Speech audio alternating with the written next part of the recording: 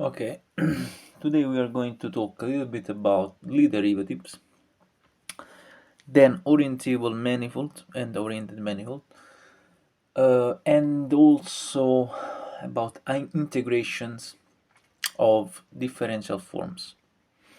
Start with the Lie derivatives.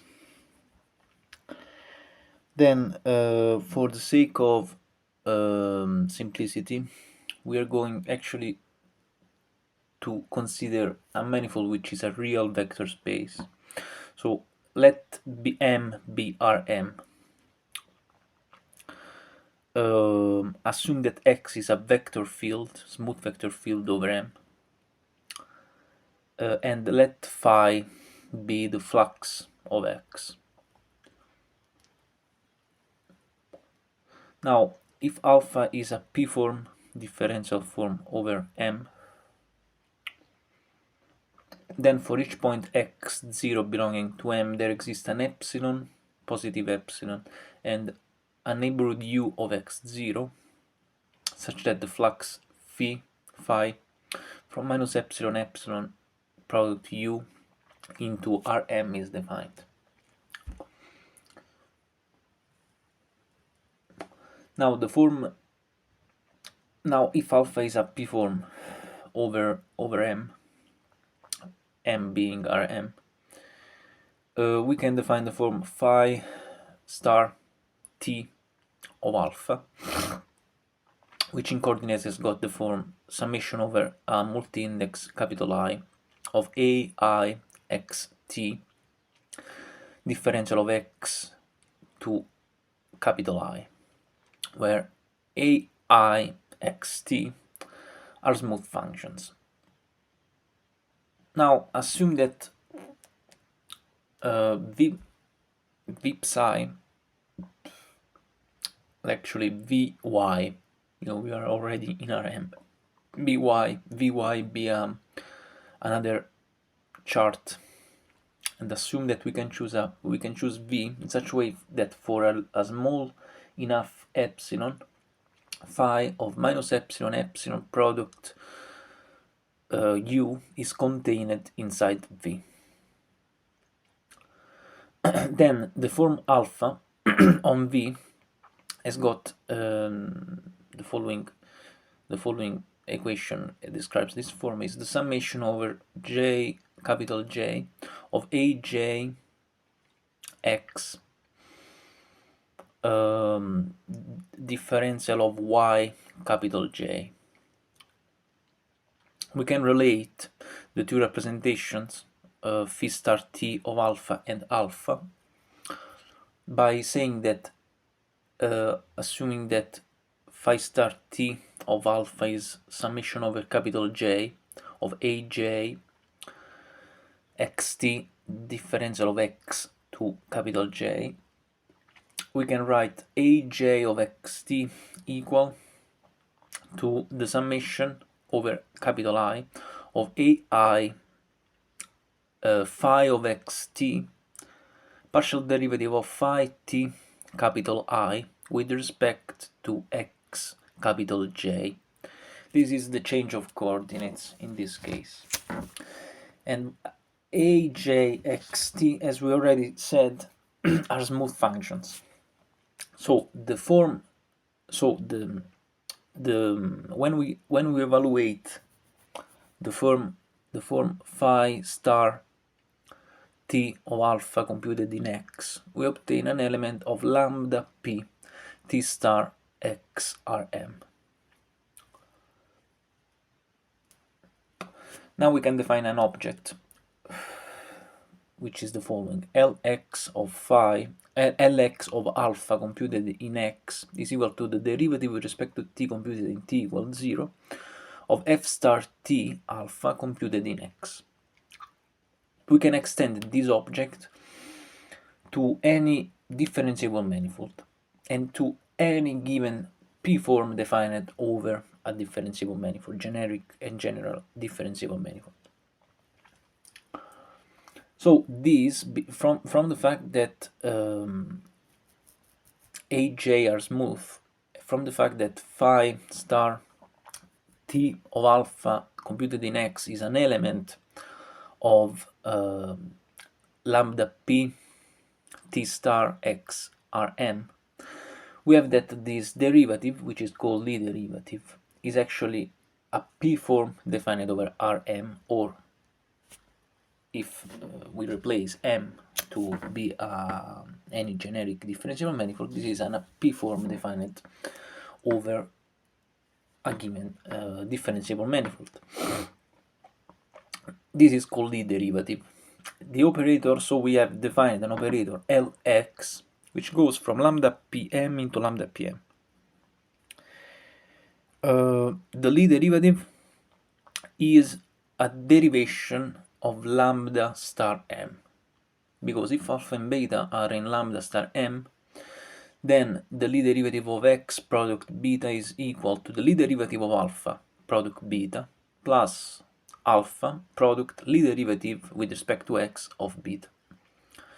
Another important property is that if alpha, or let's say omega, is a p form defined over m, then the Lie derivative with respect to a given field x, smooth field x, of alpha, of omega actually, is equal to the contraction with respect to x, so ix d omega plus d of ix omega.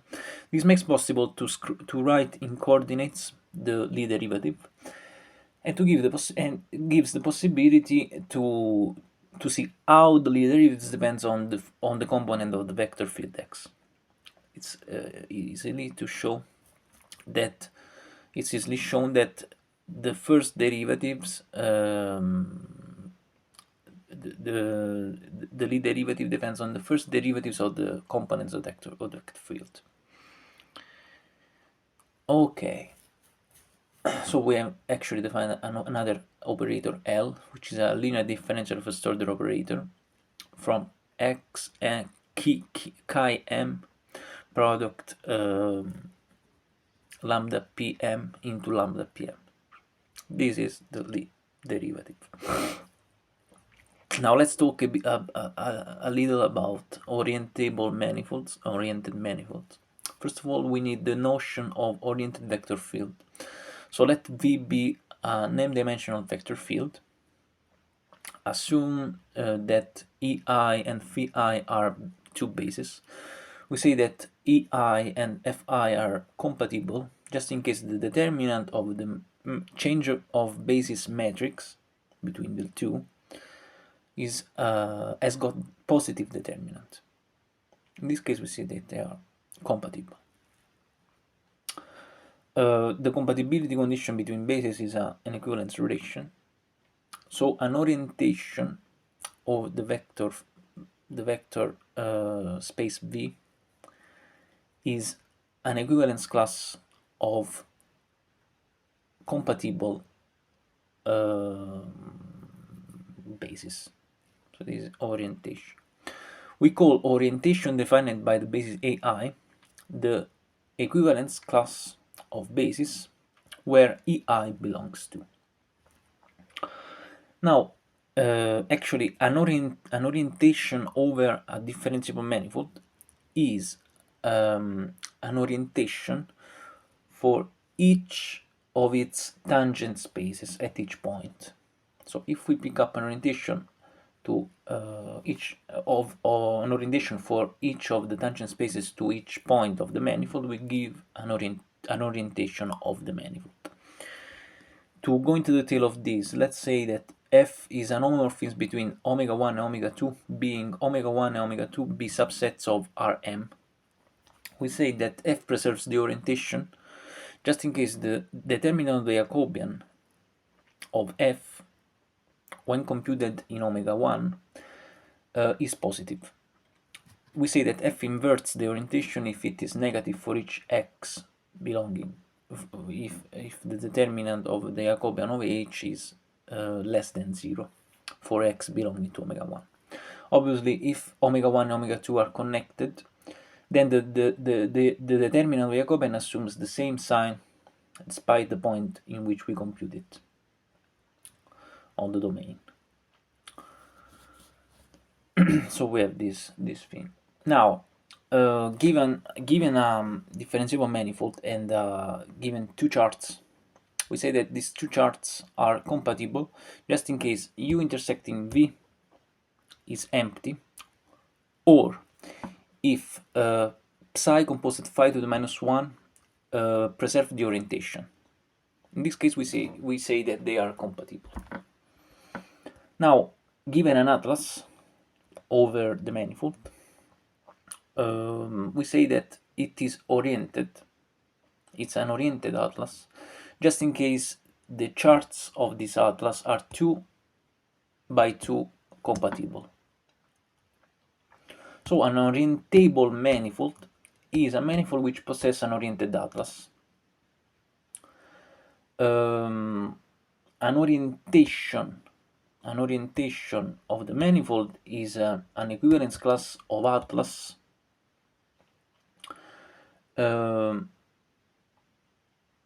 is an equivalence class of oriented atlas, and an oriented manifold is a manifold where we have pick up an orientation.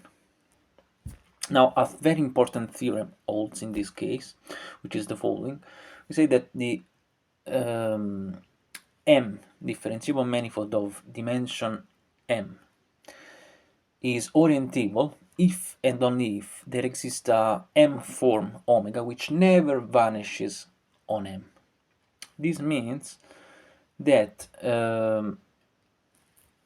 if we pick up an orientation of M,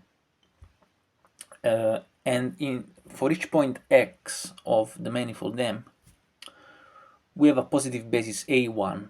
This means that omega of E1 EM is positive for each positive basis A1 of TXM.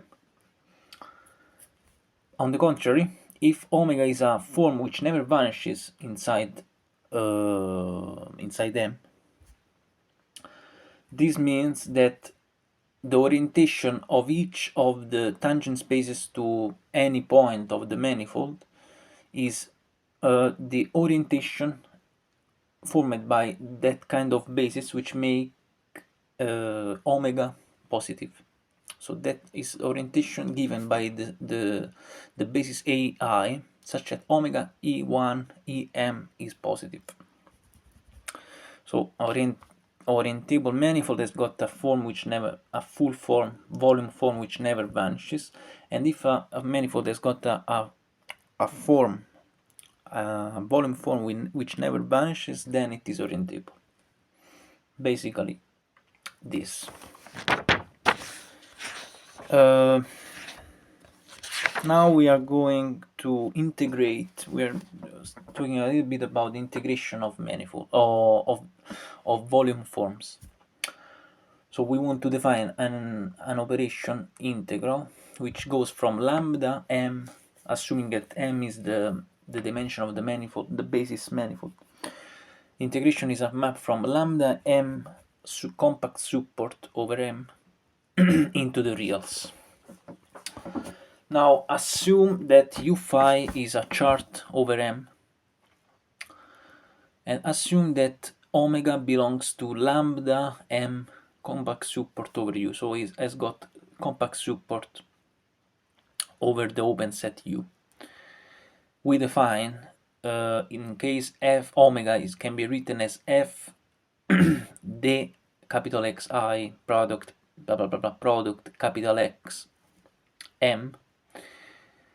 We define the integral over U of the form of the form omega being equal to the integration over phi U of f composed phi to the minus 1 in the x, small x.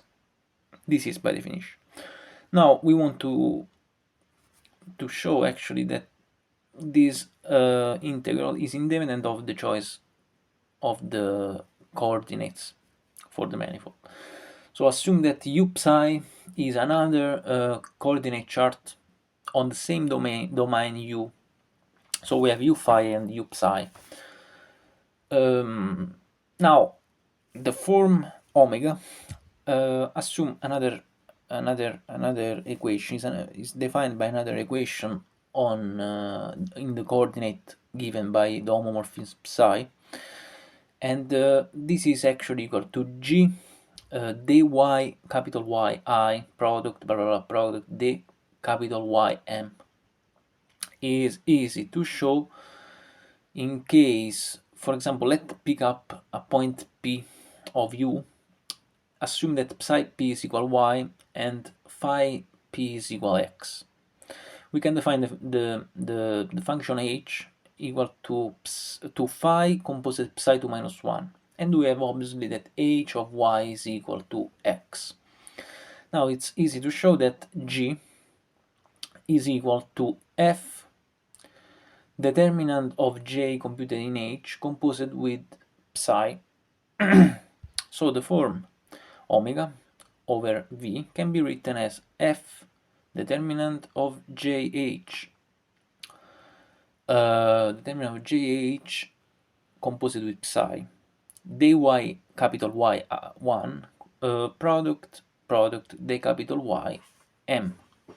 We assume also that u phi and u psi are compatible, so the determinant of J is positive. Determinant of J of H is positive on the domain, on its domain, and now we can integrate. Let's say that the integral of omega u can be written as the integral of G composite psi to minus 1 of psi to the minus 1 dy on psi u, but this is equal to F psi to minus 1 determinant of J psi composite psi to minus 1 dy over psi u, but the determinant of J is equal, this is actually equal to the integral over phi u of F composite phi minus 1 of x, because phi to minus 1 of y is equal to psi minus 1 of y is equal to phi minus 1 of x. So we obtain that the independence on the coordinate changes. Now we want another property. Assume that U, capital U, is an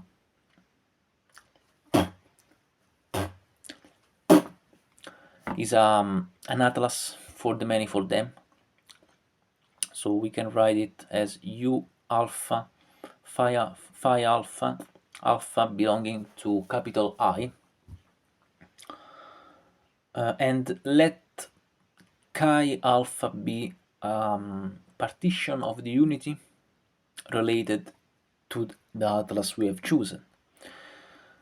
Partition of the unity. So if omega is a form defined over an open set U with compact support over this open set U, the integral over U of omega can be written as the sum over alpha belonging to capital I of the integral of U chi alpha omega. Okay. In general, if omega is an M form defined over all M but with compact support over M, then this compact support, the support of omega intersects just a finite number of these U alpha. So this sum makes sense, and can be written, makes sense that it's also finite, this sum. So we can, for example, do this kind of thing.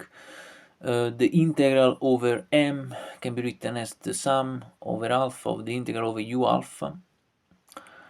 But now we restrict our attention to the integral over U alpha of chi alpha omega. If, for example, we pick up another atlas, let's say U prime, written as V beta psi beta, with beta belonging to capital J. Now the integral over U alpha of chi alpha omega can be written as the sum over beta belonging to capital J of the integral over U alpha theta beta chi alpha omega, but obviously u alpha, the support of theta beta chi alpha omega is contained in u alpha intersecting v beta. So this integral is an integral over u alpha intersecting v beta. And because u alpha intersecting v beta is contained in v beta, and the support of this function is contained in u alpha intersecting v beta, we can extend it to be v beta. By doing this, we can actually show that the integral of a volume form is actually independent on the partition of unity we have chosen. This completes the today thing.